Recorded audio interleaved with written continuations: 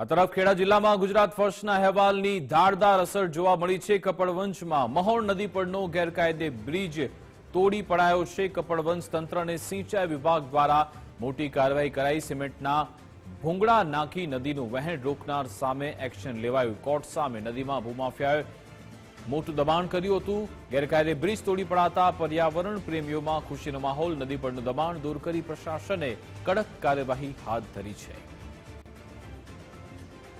ગુજરાત ફર્સ્ટે અહીંયા અહેવાલ દર્શાવ્યો હતો ખેડા જિલ્લાનો, જ્યાં કપડવંજમાં મોહણ નદી પર તમે જુઓ કે ગેરકાયદે બ્રિજ બનાવવામાં આવ્યો હતો, જેને હવે અંતે તોડી પાડવામાં આવ્યો છે। ગુજરાત ફર્સ્ટે અહેવાલ દર્શાવ્યો હતો, ત્યારબાદ તંત્રે કાર્યવાહી કરી। આજ અંગે જાણકારી આપશે સંવાદદાતા સંદીપ રાજપૂત ફોનલાઈન પર જોડાઈ ગયા છે। જી સંદીપ।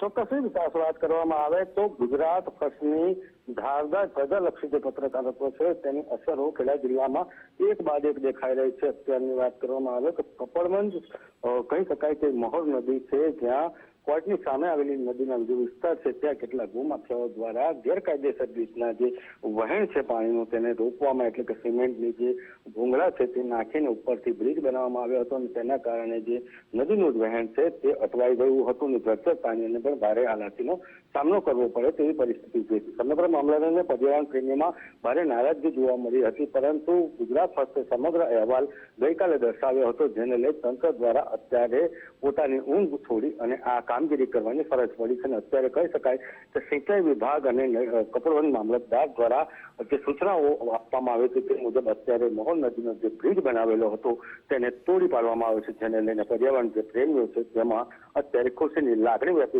છે। ભૂમાફિયાઓમાં કપડાટનો અત્યારે વાતાવરણ જોવા મળી રહ્યું છે। બિલકુલ આભાર તમામ જાણકારી આપવા બદલ।